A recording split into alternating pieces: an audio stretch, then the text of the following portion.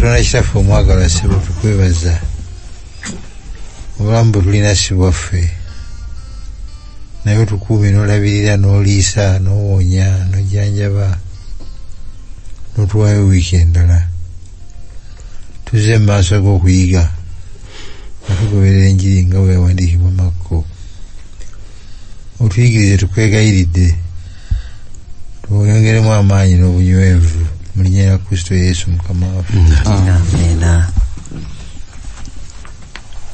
Sabiti eyaggwa twagulawo lesoni yaffe eya kwota eno egenda okutuyigiriza ku kitabo kya Makko. Eriko omutwe omunene okugamba nti ekitabo kya Makko. Kwota eno egenda kutwala omwezi gwa Kasambula, Muwakanya awamu ne Mutunda nga tuyiga era nga tutegeera ebigambo ebirungi ebikwatagana ku njiri ya Makko. Twatunulira lesoni yasooka era yaliko omutwe ogamba nti entandikwa y'enjiri. Lesoni ey'okubiri omuwandiisi yagiwa omutwe ogugamba nti olunaku olumu mu buweereza bwa Katonda bwa Yesu. Byenjagala tutandikireko nga tugenda okuyiga ekyokuyiga ky'olunaku olwaleero. Sabiti yayita bwe twali tusoma ku Makko twazuula nti Makko maama we ye Mariya. Ne tukizuula yakolanga ne Balunabba ne Pawulo wamu ne Peetero. Era twasemba ku lunyiriri lw'15 olwali lwogera nti ekiseera kituuse.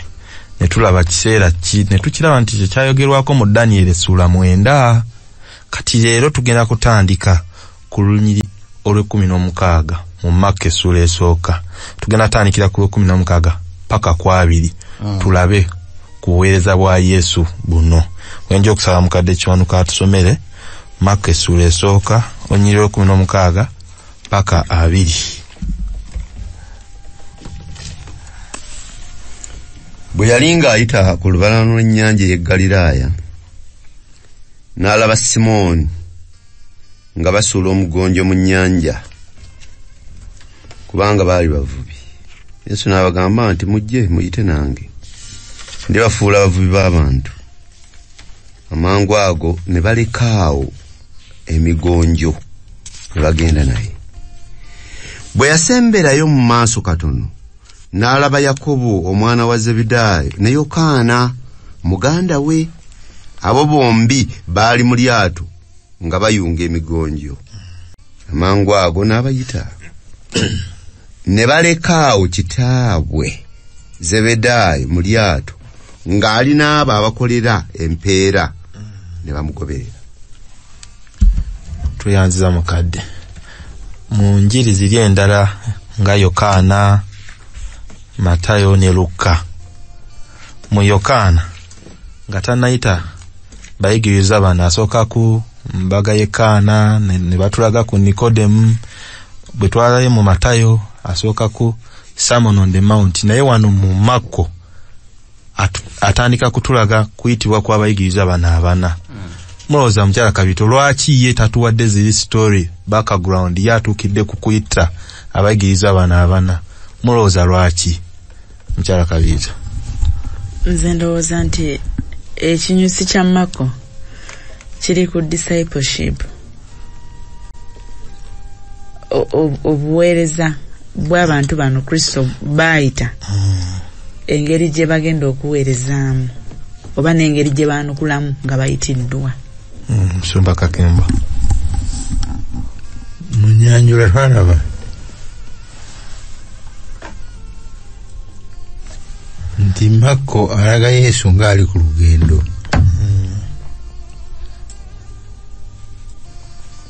Okuvola yajja ali ku lugendo lw'olumutuusa ku musaalaba Gologoosa mu bwangu. Amenshoningako bikulu byokka atuuke ku lugendo olwo mbere yalwo.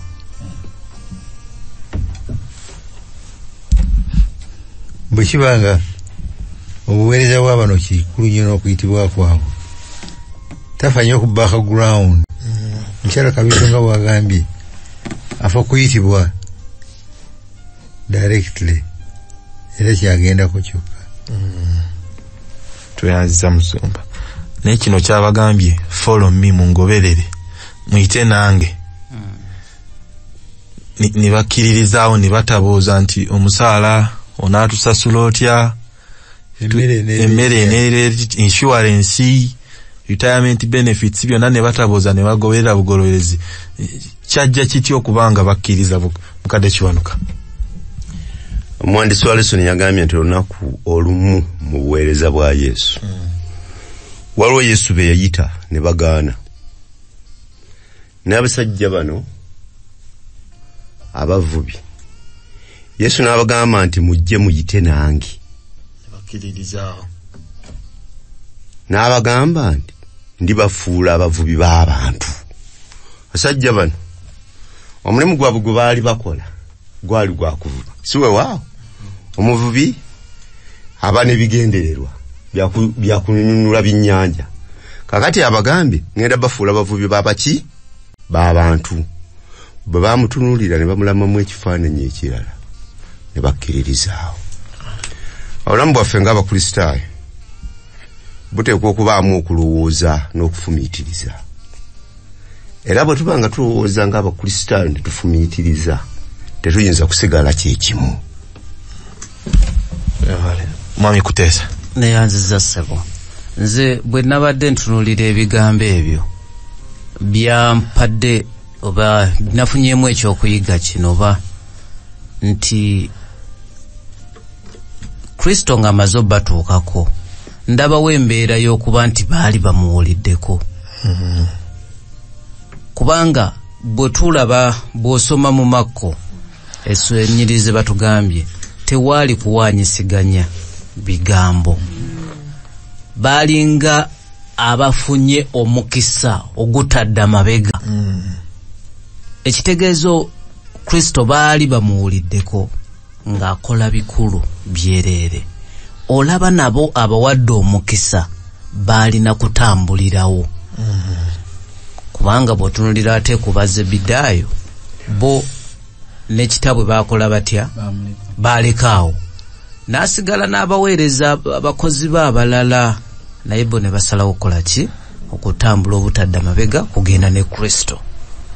Nga sinawa muntu mukisa mulala. Ensonga Kuteesa gy'ayogedde ndowooza tusooke tusomeyokko okakasiza ddala Mwami Kuteesa ky'ayogedde. Mu Njiri ya Yokaana ekakasiza ddala Mwami Kuteesa ky'ayogedde nti baali bamuwuliddeko. Yokaana essula emu olunyiriri lwa 35 paka 42. Ye Yokaana akitulaga.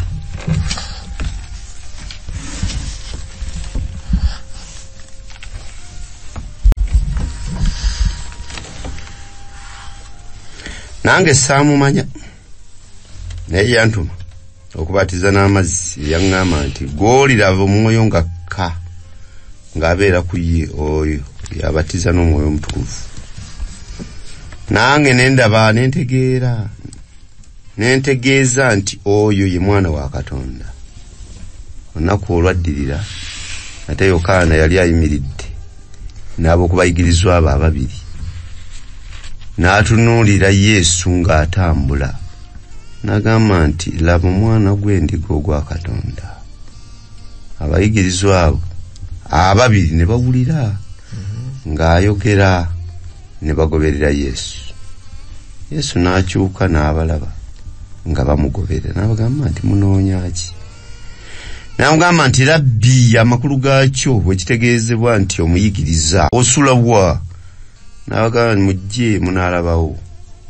Ne bajja ne balaba waasula, ne basula ewuwe olunaku olwo. Obudde bwali nga ssaawa ya 10. Andereya ye muganda wa Simoni Peetero y'omu ku bali ababiri abaawulira Yokaana ng'ayogera ne bamugoberera. Yesu n'asooka okulaba muganda we ye Simoni, n'amugamba nti tulabye Kristo, amakulu gaakyo bwe kitegeezebwa nti yafukibwako amafuta. Musumba ndowooza okivaayo bulungi. Senganga background ye ya Yokaana teyaliiwo.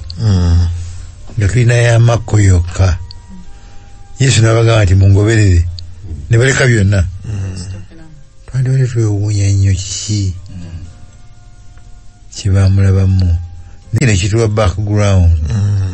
Tibaali bamumanyiiko, baali bamutegeddeko, baali babaddeko naye. Number 1. Number 2, obunnabbi baali nabo babusoma nga Bayudaaya nga bamanyi nti agenda kujja. Tweyanziza Musumba. Batugambye nti amangu ago immediately. Tibatugambye mu kitabo kino ekya Makko nga Musumba bwagambye nti ali ku lugendo lututwala ku musaalaba. Ebigambo ebyo bijja labika nnyo era batugambye kyakozesebwa emirundi 41 amangu ago. Immediately, at once, soon as, suddenly. Kitegeeza nti atutwala ku lugendo luli tugenda ku musaalaba. Mwami Brian badira omukono sebo. Wabale nnyo nze kyenadde nzijayo kyekiri ekyokuba nti bwayita Simon Petero ne Anderea balaze ekifaananyi nti oba oli abo bo tebaali well to do oba tebaali bulungi, kubanga bo bagamba Bayibuli buli kigambo kyeyogerako okisaako nnyesiro okulaga ki kye yali agezaako okugjayo. Muti bo tebaali baali basuula migonjo. Naye ate bw'atuuka ku baana ba Zebedaayo ayogera ku lyato n'ayogera ku bakozi okulaga nti bo baali bakola ki, balinawo ko we bali. Nenzijayo nti bw'aba Katonda Yesu Kristo atuyita tafaayo oba gwateredde mu byensimbi oba gwateredde mu wealth, ffenna atuyita okugenda okukola omulimu gwe.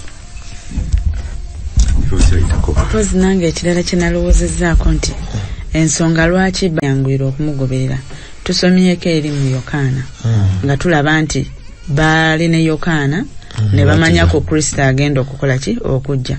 Osanga ne mu kubatiza baaliwo ebya Yokaana baabiwulira, naye ate waliwo eddoboozi eryava mu ggulu nga lijuliza nti ono yaani ye mwana wange.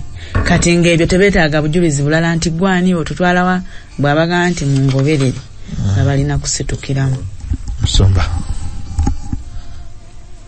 ngeri gye baali abayigiriza ba Yokaana. Yokaana bw'asonga ku mwana gw'endiga okujja ebyensi ne bagoberera okusinziira ku kye baali bamumanyiiko mu bunnabbi. Naye bwe baavaayo gye baasula bwe baakomawo nga badda mu maato gaabwe.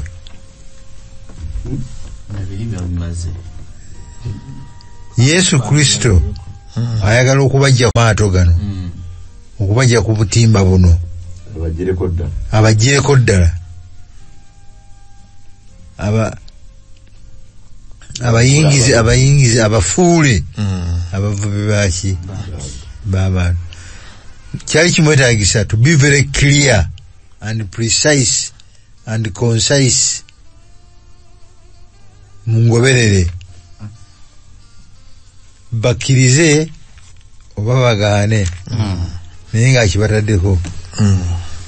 Bwe bagenda okubiyitaayitamu bye balabyeko ne bye bawulidde ne bye basuubira ne baleka byonna kino kye kisingako. Ono wuuno atuuse gwe twalinda obwedda. Tweyanziza Musumba. Nolwekyo Makko atuwa specific call eresa byonna. Okusinza okutayinza kwerabirwa twakulabye ku Mande. Tugenda tandikira Makko essula 1:21 paka 28 nga mukadde atusomera. Nja kusaba tuwulirize bulungi nnyo ebiri mu story eno. Ne bayingire Kapernaumu. Mangu ago ku lunaku lwa Ssabbiiti n'ayingira mu kuŋŋaaniro n'ayigiriza. Ne bawuniikirira olw'okuyigiriza kwe, kubanga yayigiriza nga ye nannyini buyinza so singa abawandiisi. Amangu ago mu kuŋŋaaniro lyabwe mwalimu omuntu eyaliko dayimooni omubi n'akaaba ng'agamba nti otuvunaana ki Yesu wa Nazaalesi, ozze okutuzikiriza. Nkumanyi gw'oli mutukuvu wa Katonda. Yesu n'amuboggolera n'agamba nti bunira muveeko. Dayimoni n'amutaagula n'akaaba. Ddoboozi ddene n'amuvaako. Ne beewuunya bonna. Ne beebuuzaganya nga bagamba nti kiki kino? Kuyigiriza kujja alagira n'obuyinza dayimoni. Ne bawulira amangu ago ettutumu lye ne libona ensi yonna eriraanye Galiraaya. Important lessons bye tulabamu ebikulu. Mukadde asomera lunyiriri ku lunyiriri oba bye muwulidde nga we mubiwulidde tutandikiraawo. Ensonga enkulu. Nze natandise na kino nti ye yali mwesigwa eri esabbiiti era ne ku lunaku lwa sabbiiti yagenda ku kusinzizo. Tukisanzemu 21 mukyala Kabiita. Tubadde tuyiga ku lutalo olunene emabega nti twatandikira mu ggulu naye ne wano tululabawo. Omwana wa Katonda ayingidde mu kkuŋŋaaniro ne sitaani yeereese ataddeko n'okumuleekaanira nti otulanga ki ne wano otulumbyewo. Essebo Nsumba Kakemba kyewuunyisa mu kkuŋŋaaniro ey'okusinza. Tetulina buuma buno bwa ku luggi bukebera myoyo giri demon possessed. naye mukunganye mwenna mulaba bamemba naye nga bamukuba wa demons by demon possessed. Kyetutamanyi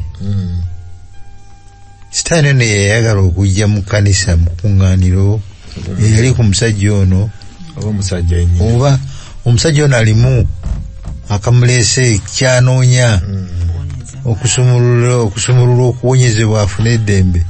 Awo tetumanyi naye bwe kiba nga omusajja ono ddala alimu akaagala okusumululwa teyakwogerako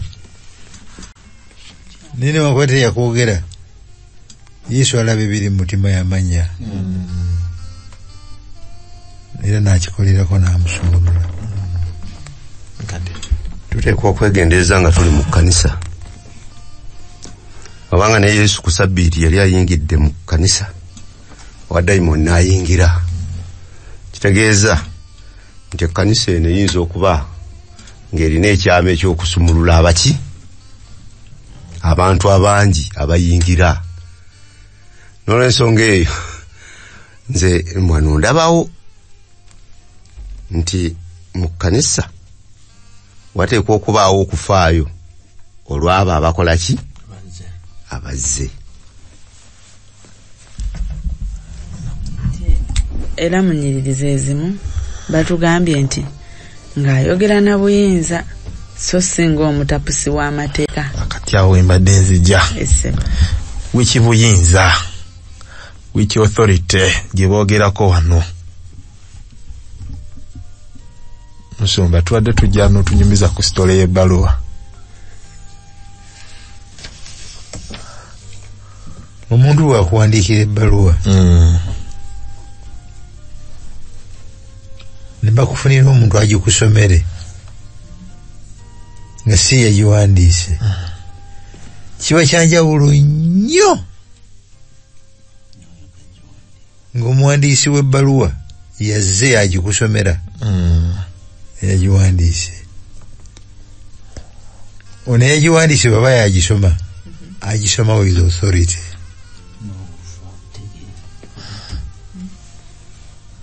Oli asoma obusomi amakulu agamu tagajja nayo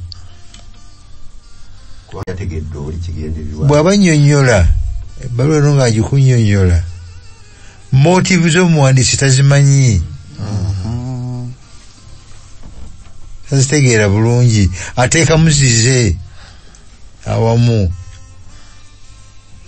naye kagiwandiika yennyini bw'aba yagisoma amakulu gonna agajayo n'agamalayo naye bagisomera omanya nti ono ekimu ku byo abalala bongereko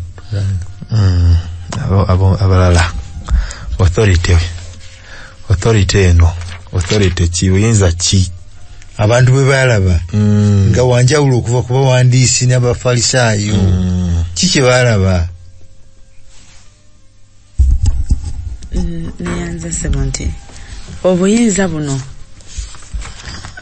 babulaba okusookera nga Musumba bwagambye nti bw'aba ayogera takwotinga akozesa direct speech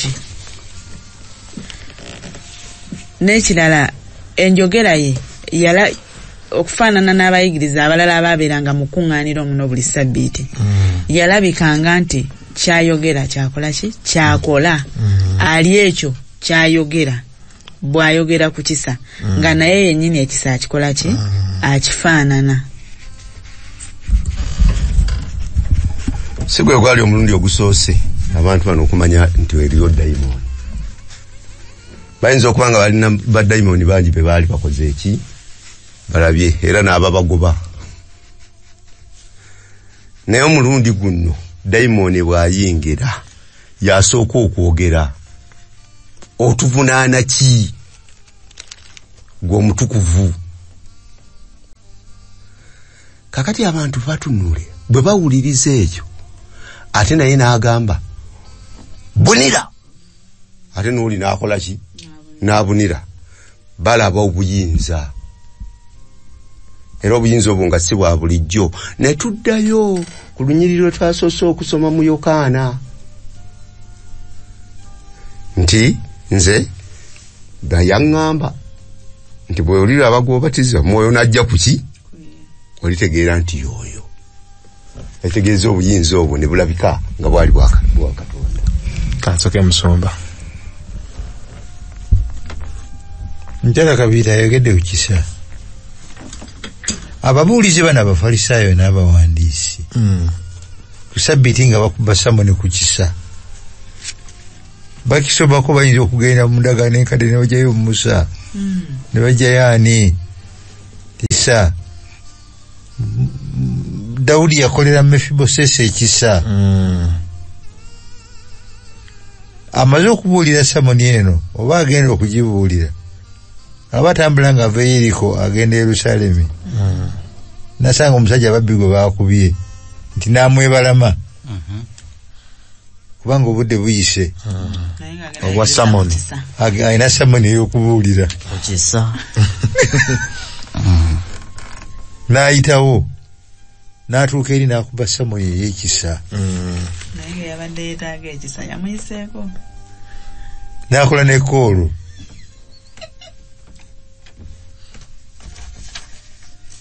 Wanjawulo nnyo senga nga omusajja Omusamaliya yazze ku kituuti n'akuba Samoni ey'ekisa n'era situation n'agiwanga eri paso. Yesu Kristo bw'ayogera ku kwagala bwe bulamu bwe. Omusajja ono omulalu aliko diamond tukuba akafaananyi senga ayingidde mu kkanisa olwaleero n'atandika okubaako byagala Musumba nkumanyi amufulumya oyo. Kiki kye tukolawo ekyamangu mangu okutereeza embeera? Bakanyama ne bamufulumya. Omusumba ng'ali ku kituuti ng'omusajja omulala atambula ajja gy'ali. Musumba gamba abadiikoni mubeeko kye mukolawo.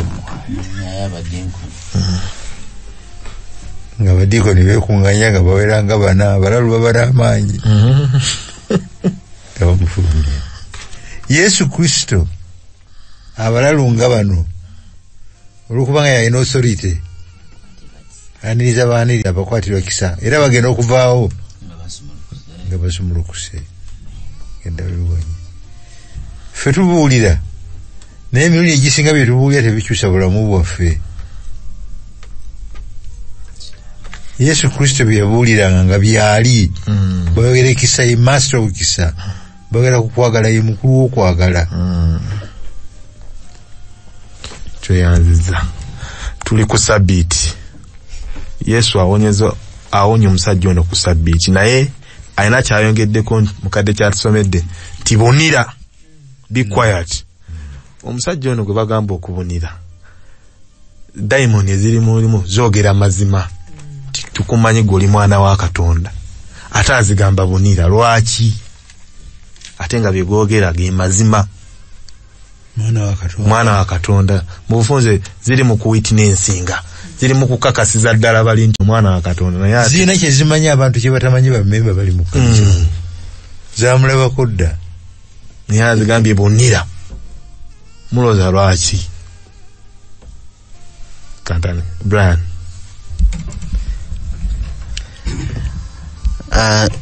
Ekiseera kyebiro nga bwe twagambye nti twasomye nga tugamba nga tutandika nti ekiseera kituuse kye twasoma ku lesson ewedde. Wano daimoni abagamba okubonera kubanga ministry ye yali tennaba kuggwa. Ng'oba oli awo daimoni ono bayongera okwogera, abantu bano ne bakakasa, tujja kiraba ne mu maaso nti olaba bakitegeerako ne batandika omuyigganya. Kakati wano babitegeera nga tebannaba kumutegeera, like tebannaba kumutegeera nnyo kyandibadde kitya. Ekyokubiri okuba nti omulabe Stan tuze tumuyigako tumumanyi n'engeri gy'akolamu ebintu bye, yeekuusiza ku mazima. Kati atandise n'omutukuvu wa Katonda, tomanyi gy'agenda kuwunzikira. Kati oba oli awo ajja kuwunzika ng'ate abyonoona boonoonyi, ng'ate naffe mu crowd tuga mumuleka ayogere, yatandise biri byabadde bituufu, ate wano otandise ga anedda ate byazizzaako awo si bituufu, kwegamba ng'ayagala kujja mu mbeera eyo. Neyanziza bonira, nze njagala kujjayo kino nga nsinziira ku kagero musumba katuwadde, ng'omusumba ali ku kitooti, omulalu n'ayingira, ng'ekkanisa yonna emumanyi nti kakati agenda kututabula. Omusumba n'alyoka amugamba sika ate tuula wansi, n'amuwuliriza era n'atuula mu kifo kyamulaze, n'agenda mu maaso okubuulira. Tuyinza kufuna kifaananyi ki okuva eri omusumba nti omulalu ono amumanyi ate amulinako control? Ne Kristo yali alina amaanyi gonna ku daimoni ono, era bagenda okulaba daimoni waabwe baalinga naye, era nga bamulanga olumu abakola ki, abakyankalanya, naye nga tebayina ngeri gye bayinza mukwasaganyamu. Ku luno Kristo amuwadde ekiragiro ekisembayo nti kola kino, era daimoni n'akola ki, n'akikola. Ndabawo obuyinza bwa buli kintu. Kyakabeeto emabegako twayigako ku kusinza nti kuteekwa okuba nga kuli organized. Kati Yesu ezimu ku nsonga lwaki abuniza omulalu ono aleme kutaataganya kusinza, kuba senga agenda maaso ne byayogera, wadde nga abantu be yalimu baali nga bayizi ba kigambo, abamu baali bye basoma tebabitegeera, abalala nga babitegeera bulala. Kati senga ono bamuwa omwaganya atandika okwogera, attention tugenda jijja ku Kristo, tugizze kwoli. Oba oli awo nga bwe twayiga ku mulabe nti buli mu mazima agattamu obulimba, atandika okuteekamu ebibye, mission ebeere ng'ekoze eki, ng'efudde. So Kristo yayagala kukuuma kusinza nga kukakkamu. Yali yatandise dde. Brian nga bwe yagambye, oyagala kututta. Mulowooza daimoni ono okugamba Yesu nti nkumanyi lwakubanga mwagala nnyo. Daimoni ono okugamba Yesu nti nkumanyi oli mwana wa Katonda kubanga ayagala kumupromotinga. bamukolera katale. Yesu abakumuganya kwogera. Yeye atandise. Ozo okututta nga bw'ogezaako luli. N'olemwa. Awo aba afuuse musi. Olukasuula mwako bwe katyo mu audience. Yesu n'atandika okugamba nti sirika. Ameje control. Omulalo n'ayinza obutasirika. Kyobola omusumba oli gwe wagambye nti omusumba n'amala agamba nti sirika tuula wansi. Basumba batono abasobola okukyogera kubanga tamanyi oba anaakikola. Oba taakikole. Naye Yesu akimanyi nti ba Brian abali mu audience bebanawulira nti Yesu ne dayimooni no bamanyiganye. Bawulana nakudda. Wano bamugamba nti sirika bajja mugamba nti omusajja muleka ayogere. Mukirize tweyongereyo kubanga awo tuli ku sabbiiti, ebyo byonna Yesu abikola ku sabbiiti. Tulaga tulabe sabbiiti afternoon. Ku Tuesday batugambye obuweereza bwa sabbiiti, obuweereza bw'oku sabbiiti obulala tutandikire ku 29 paka 31. Tuli mu Mark essula 1. Amangu ago bafuluma muyeka mukuŋŋaaniro. Ne bagenda ne Yakobo ne Yokaana mu nnyumba ya Simoni ne Andereya.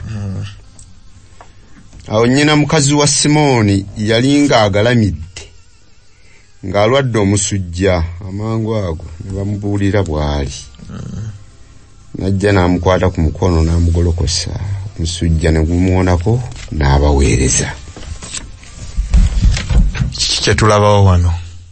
Kubanga Yesu yali mugambi kwagaliza okuwona okulungi. Ojja kuba bulungi tofaayo, Mukama afaayo. Naye lwaki amuwonya? Kiki kye tulabawo wano?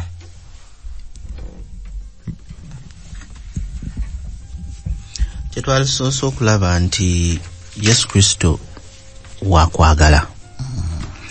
Olwokubanga wakwagala ebizibu byaffe abituukirako ddala.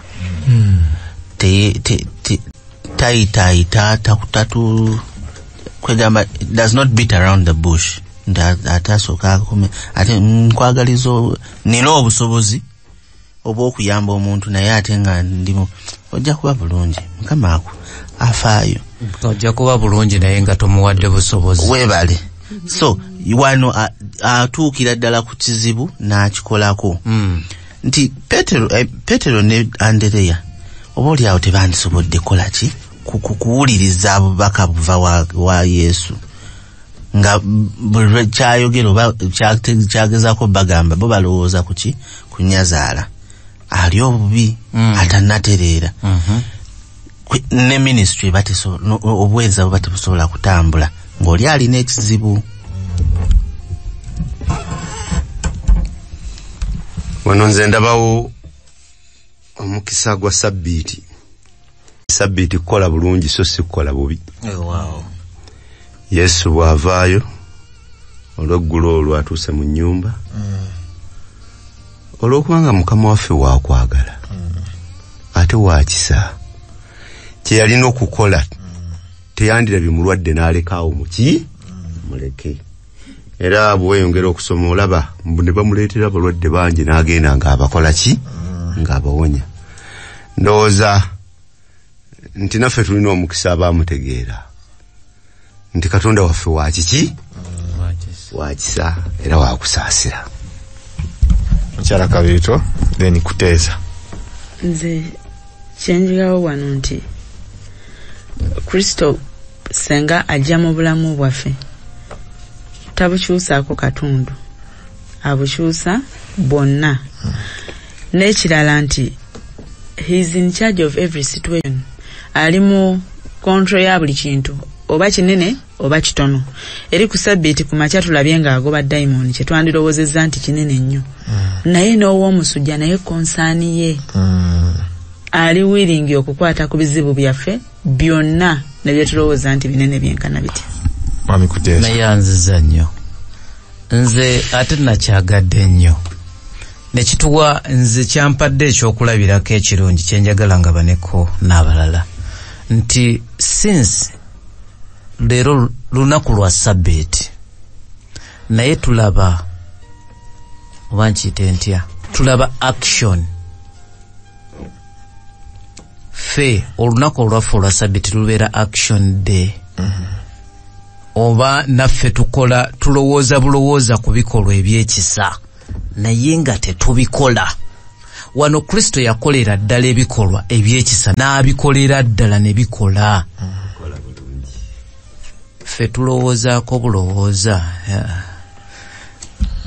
sebadduka mulwadde banaye ng'alabye bane ajja kuwona tumusabira ajja kuwona but ng'ekituufu kiri nti yeetaaga obuyambi asobole okufuna enkola oba obujjanjabi gy'agenda okuwonamu tutuuka kussa erituukirira omuntu oyo ne tumutuusaako ekikolwa ddala nga kikolwa ekyekisa ate okumutuukirira Yesu agamba nti Yesu n'agenda waali n'amukwata ku mukono n'amuyimusa personal touch. Yes. Intimacy. Tuyinza okukwatirako bano mu kkanisa kubanga tulina ebisente byaffe gwolika netukukwatirako bano ku mukono mu kkanisa netukusitulira mu kkanisa ng'eka tetutuuse. Yesu si kye yakola. Yesu ye ng'agenda in person n'akwata ku mulwadde ono.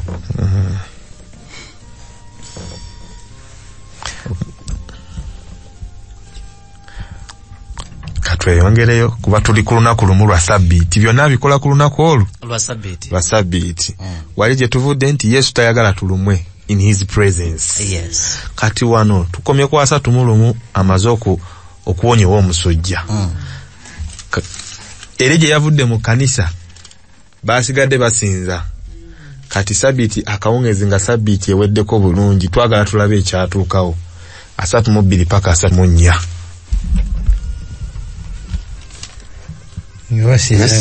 Nasebo nakano batuba tugira tukakubaganyeko ebirowoozo kubanga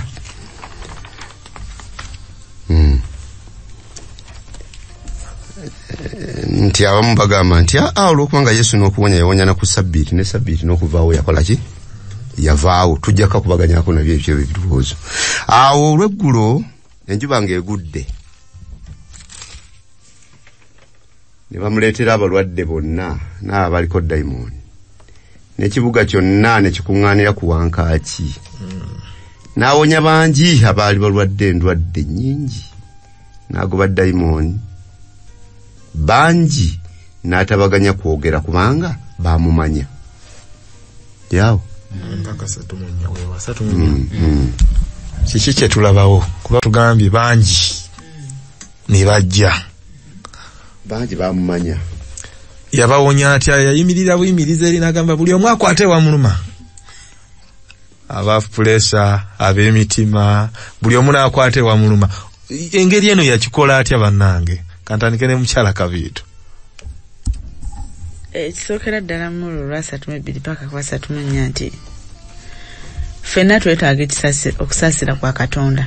Kyova olaba bajja mu bungi. Ekirala teyayimirira anaga nti kale mwenna buli omu nga baze awone naye yabatuukangako buli omu n'amukola ki n'amukwatako. Ekitegeeza nti akola ku kyetaago kya buli muntu. He reached all individually. He did not reach to group needs. Nti akabinja ako kino ab'emitima amudde wano kale nammwe abasukaali nedda buli omu yamukwatako n'awonya obulwadde bwe n'obunafu bwe obw'omuntu so bw'ekirindi. Lwaki?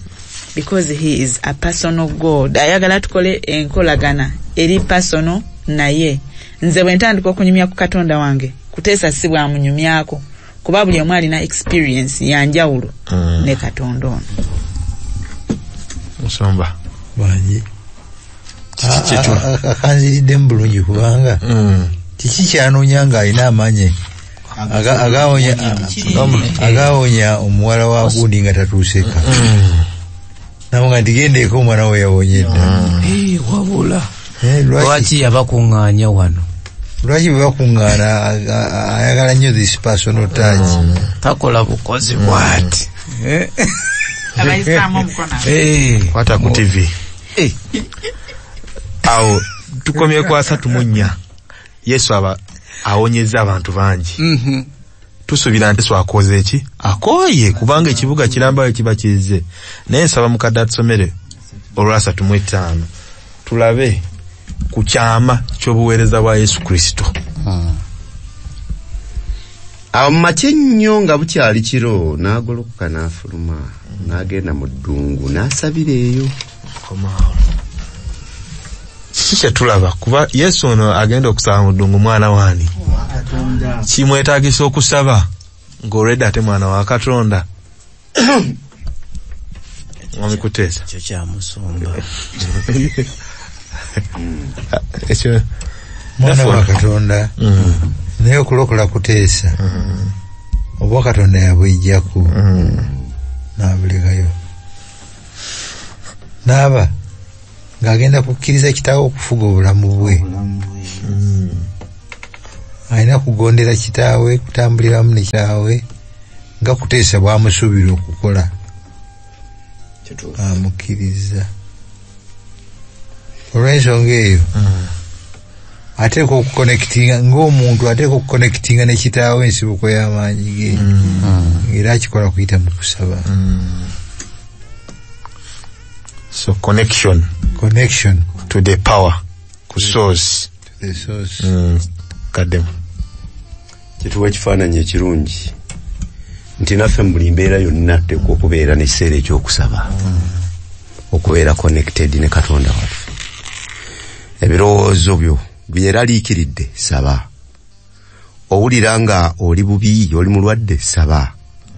Embeera yonna ekutuukako mu kiseera kyonna okusaba kwandibadde kubeerawo. Mugezi omu yagambye oba oyingira mu motoka saba, oba ovuga pikipiki saba, oba okola buli kyokola kyonna beera n'okusaba.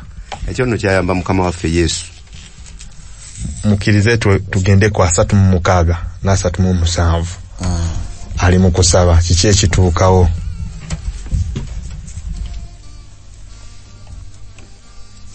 Simoni n'abo abaali naye ne bamugoberera ne bamulaba ne bamugamba nti bonna bakunoonya. Sooka okomawo mukadde ani asobola okimmalirayo kye baali bategeereza ddala tulowoozeemu bonna bakunoonya naye oli eno osaba. Bonna bakunoonya musumba twaddeko kimu bonna bakunoonya naye oli eno osaba. Ekirala bonna bakunoonya naye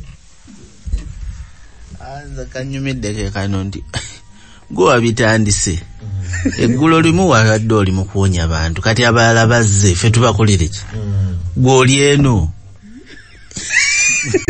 naye gwe tofaayo naye yaliwonyeza baani kubanga batugambye nti ekibuga kyonna eggulo limu yali amaze okkikolako ate bano bamugamba nti gwe oli eno osaba naye abalala bakoze eki oyonoona obudde awo ekibuzo kyembuuza kati awani abeera in control musumba batekinze ba program batandise omukoleraku buuza manager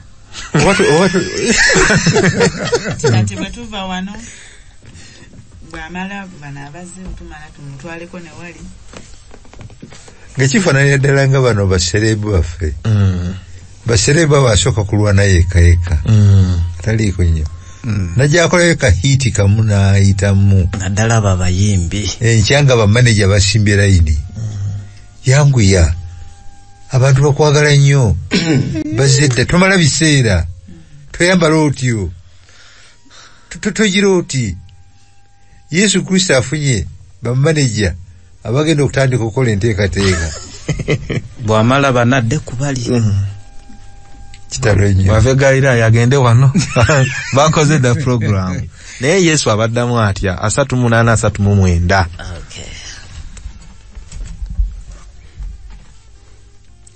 n'abagamba tugende awalala mu bibuga ebiri okumpi mbuulire neeyo kubanga ekyo kye najjirira n'ayingira mu makuŋŋaaniro gaabwe mu Galiraaya yonna ng'abuulira ng'agoba dayimooni.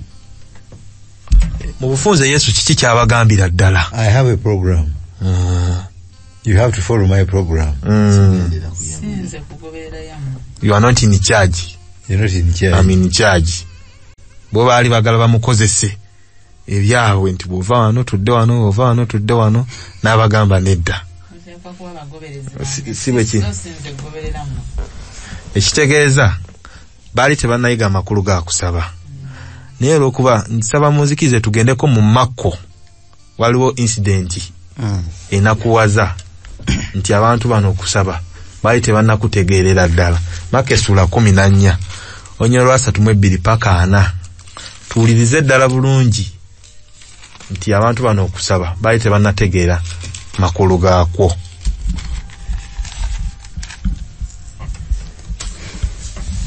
Awo ne bajja mu kifo erinnya lyakyo Getsemani. N'agamba abayigiriza be nti mutuule wano mmale okusaba. N'atwala Peetero ne Yakobo ne Yokaana awamu naye n'atanula okuwuniikirira n'okweraliikirira ennyo. N'abagamba nti emmeeme yange eriko ennaku nnyingi zigenda kunzita. Mubeere wano mutunule. N'atambula ku katono n'avuunama n'asaba. Obanga kiyinzika ekiseera kimuyiteko. N'agamba nti obanga kitange byonna biyinze kagyoli. Nziyako ekikompe kino ne singa nze bwe njagala wabula nga ggwe bw'oyagala. Awo n'ajja n'abasanga nga beebase.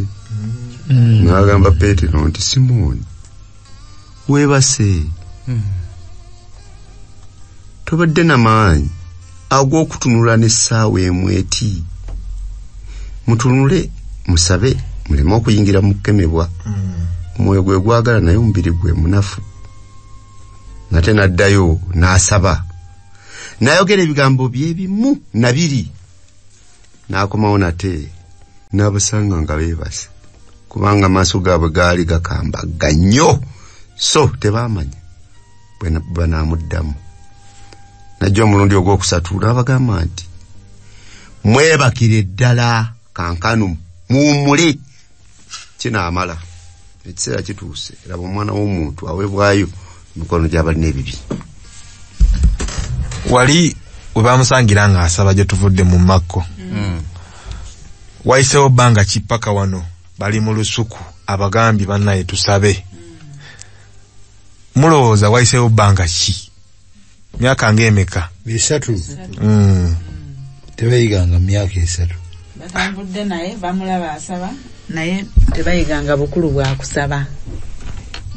Tekinakuwaza okubanga ebbanga eryo lyonna tebannayiga kusaba. Batambula naye bamulaba ye asaba. Nasaba bibye si byabwe. Kyekiri kye nagambye nti gwe abitandika kati kola ebintu byo ffe tugoberera. Kola kusaba weetaaga okusaba saba. Kyekikutamuze kwegamba tebategeera nnyo obukulu bw'okusaba mu bulamu. Kyekyo nekira kyenadde njagala okugjayo nti bo baatunuulira this material kyakola nti awonya akolaki nga kyekirabika ng'ekikulu naye ng'ate muno we twasomye agambye nti tulina okugenda ewalala mbuulire n'eyo ng'ekikulu kyabyo kwe kutuusa obubaka bw'enjiri gye bali. Naye bali ate ffe kati oba oli awo lwaki tebalaba bukulu bwa kusaba? Kubanga yali waali nga buli kye beetaaga akikolako. Kyefaananyirizanga ewaka ebbanga omwami olyamala nga waali nga buli kimu akitukolera, ennyaanya azireeta, abaana basoma, omukyala atuula n'awumbako n'engalo. Naye omwami lwavaawo n'amulinda afe. Ayinza oba nga si kwe kusaba kwe nti gw'oyinza okusabira abalabirira afe naye senga bukyenkya ng'avuddewo otandika okukola. abaana balina okunywa sukaali kituufu kati nabo olw'okuba yali waali bambi ng'obwetaavu tebabulina n'ensonga endala enkulu balina wrong theology bamutegeera buki nti bo basuubira political measure agenda okubawonya abaluumi kubanga tulaba wano ne ku nkomerero bakyakayanira gafo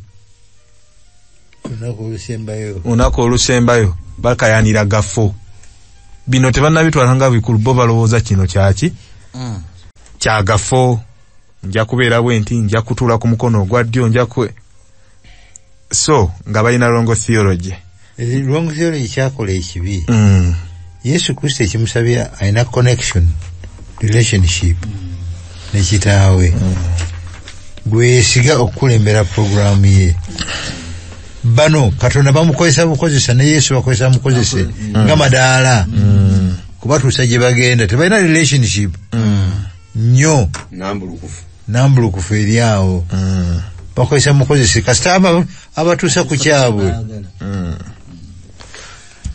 mukadde olw'obudde ngenda kusaba otusomere tukomye ku 39 tugende ku 4 paka 45 kuba ekibuzo kyabuuzizza nti osobola okukuuma ekyama ye Thursday omugenge najja gyali ng'amwegayirira ng'amufukaamirira amugamba nti bwoyaga oyinza okunnongoosa n'amusaasira n'agolola omukono gwe n'amukwatako n'amugamba nti njagala longooka amangu ago ebigenge bye ne bimuwonako n'alongooka n'amukuutira nnyo amangu ago n'amusindika n'amugamba nti laba tobulirako muntu negenda weeyoleke eri kabona oweeyo olw'okulongooka kwo Musa bye yalagira okuba omujulirwa gye bali naye n'afuluma n'asooka okukibuulira ennyo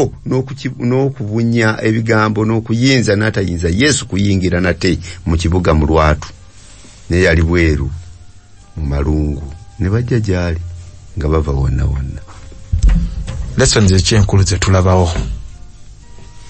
ng'otutandikidde kulwana mugengo ono ku Yesu kiki ekikulu lessons ekyenkulu ze tulabawo mukyala Kabiita bwe tujja eri Yesu tetusigala kyekimu n'omugengo ono bwe yajja n'avuga nti if you will heal me era yawonyezebwa yadda yawonya musumba kyali kyetaagisa Yesu omukwatako yali yogedde boogezi bonyezebwa n'awonyezebwa ndwadde ekigenge yali ndwadde embi ku mulembe guli nga teriiko ddagala naye nga bakabona bakukebera bwe bakakasa nti kino kigenge si lukuku nga amateeka gakukwatako mu butongole kasita kabona agamba nti kino kigenge toddayo kumwa birevu engoye zobadde mbe ziba zinyirira ng'oziyuza abamu bakwatanga n'akade era ogenda ng'ogamba siri mulongoofu abantu bakuviire tebakikolanga lwa buyi naye lwakubanga tewaliwo treatment ate ebigenge bikwata kwetaasa abamu nga bakugoba mu maka n'ogenda mu malungu eyo notebereza okulya okunywa services bakuse busi family ne bwe bakyali naawe nabo bwe bajja mmere balina bwe bagiteekawo ogisanga stuff like that abadde munnaabwe omusajja ono kisoboka okuba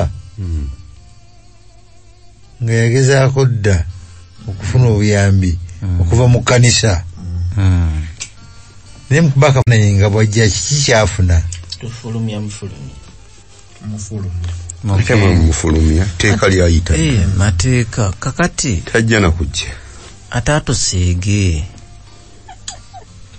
katugamba agezezaako ng'agumye nga bwe yaguma ku luno mwena mugambye nti nga tasobola kufuna services n'omukulembeze w'ekkanisa yennyini ayinza omukaliramu n'amugamba omanyi gye musaana okubeera nga n'omukulembeze w'ekkanisa mutuufu bw'aba talina maanyi ganaamuwonya. Omusajja ono bw'oja kyava agamba Yesu nga naye amutwala ng'abamu ku bo naye amuwuliddeko ebirala nga nti bw'oba oyagala if you will mponya naye oba naawe olinga bali abalala. Ekinsanyusa ku Yesu n'amugamba nti I'm willing. Amen. I'm willing. Amen. Natakoma ku ekyo ako kokka kegamba nti I'm willing kaali kamala omugenge okumuwonya n'adduka n'addayo ng'ebigenge biwonya naye Yesu natakomaawo n'agolola omukono gwe n'amukwatako obanga yakamala emyaka emeka kasookedde akwatibwako teri amanyi. Yesu amateeka agamanyi takkirizibwa kukwata ku mugenge ajja kumala ebbanga nga tali mulongoofu naye olw'osolite n'amukwatako n'amugamba nti be clean. naye waawo nze wano kye nalabyemu tuteekwa okutegeera kye tuli n'omugenge ono yategeera kyakola ki ne kye yeetaaga kubanga bw'ajja eri Yesu amutunuulira nga era ali walako namugamba nti bw'oba oyagala mponya. Yesu amusembeza botegeera embeera zaffe ze tulimu Yesu waffe tatuleka. Yesu nje nafunye ku mugenge kyakabita lwaki wano ate amugamba tugamba omuntu yenna ng'ate amuwonyezza awo njagala ogazize tutangazeemu. Amugamba nti togamba omuntu yenna. Bwe tusomako mu Baleevi 13 gye tutagenda kusoma kati tulaba engeri abagenge bano gye baalinanga okuyisibwamu era nga senga amba mulwadde kabona yaga nti nakimbugwe atandika okuva muki mu balala kubanga kirabisenga muki nga mulwadde era senga nabeeranga eyo bampadde ndabikanga awonye nalina okuddayo ewa kabona ono n'akebera nti jjako essaati kyuka neeno n'akakasiza ddala nga nkoze eki nga mponye era kabona y'omu nga yalina obuyinza obulangirira nti bannange nakimbugwe kati takyali muki mugenge awo nendyoka okuddamu okusobola okwetaba n'abaki n'abalala era Kristo bw'awonya omusajja ono amugamba nti genda ewa kabona n'ekiweebwayo kikole ki okiwe kubanga kabona ye yalina authority erangirira nti omusajja ono awonye naye ate mu ngeri endala bwali bulina kuba bujulirwa eri kabona ono nti omuwonyi owaddala yakoze eki yatuuse mu kitundu mwali. Lesoni endala enkulu eri mu lunaku luno lwe tulabye day in the ministry of Christ nti ekiseera kye kino omulalu bwe yajja yawonyezebwa owomusujja baamukwatako teyasigala kyekimu n'omugenge teyalinda nti ndooza ne luli aliyitawo oba kannindeko oba kati abantu bangi yajja ssaawa ezo bw'oba owulidde ku Kristo kati tokakanyaza mutima it is now or never.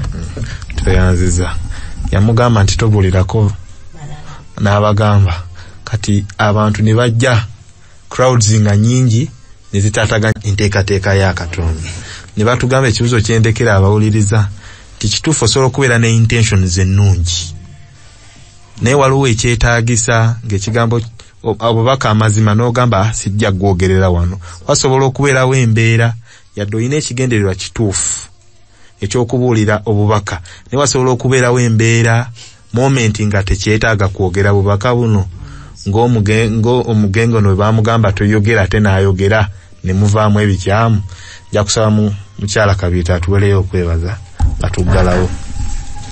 Katonda waffe tukwebaza kubanga oli wakwagala oli wakusaasira gye tuli tukwebaza olw'ebyawandiikibwa bino n'abaddu bo n'abaza nabo boolungamya okubiwandiika tusaba tubitegeere tubitambulireko bikole enkyukakyuka mu bulamu bwaffe tutambulire ddala mu bigere ebyo nga bwe kigwanidde tusobozese ng'obuyinza bo n'amaanyi go bwe gali mu linnya lya Yesu Kristo mukama waffe. Amen.